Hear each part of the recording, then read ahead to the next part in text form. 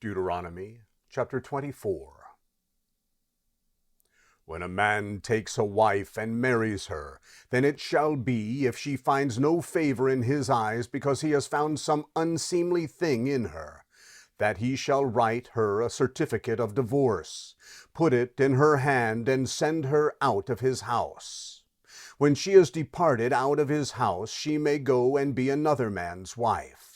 If the latter husband hates her and writes her a certificate of divorce, puts it in her hand, and sends her out of his house, or if the latter husband dies who took her to be his wife, her former husband who sent her away may not take her again to be his wife after she is defiled, for that would be an abomination to the Lord. You shall not cause the land to sin, which the Lord your God gives you for an inheritance. When a man takes a new wife, he shall not go out in the army, neither shall he be assigned any business. He shall be free at home 1 year, and shall cheer his wife whom he has taken.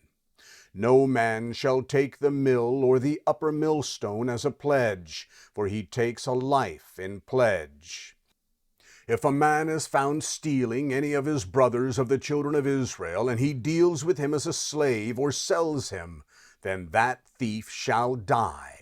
So you shall remove the evil from among you.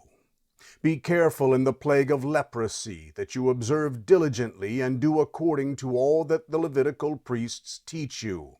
As I commanded them, so you shall observe to do.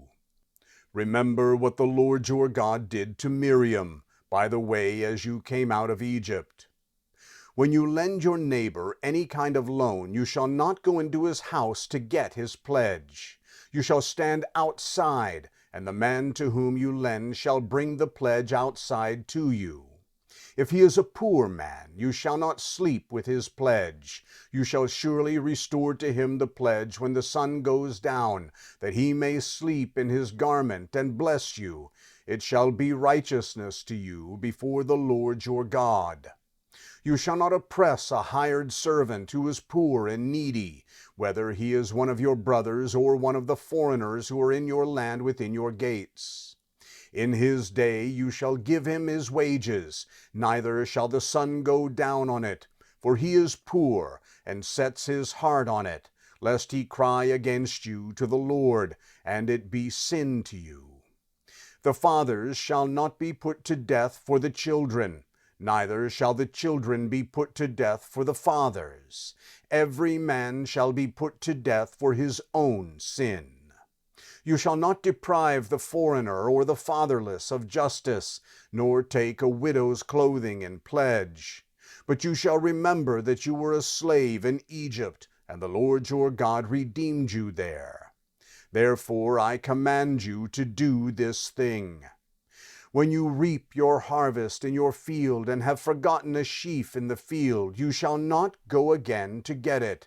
It shall be for the foreigner, for the fatherless, and for the widow, that the Lord your God may bless you in all the work of your hands. When you beat your olive tree, you shall not go over the boughs again. It shall be for the foreigner, for the fatherless, and for the widow. When you harvest your vineyard, you shall not glean it after yourselves. It shall be for the foreigner, for the fatherless, and for the widow. You shall remember that you were a slave in the land of Egypt. Therefore I command you to do this thing.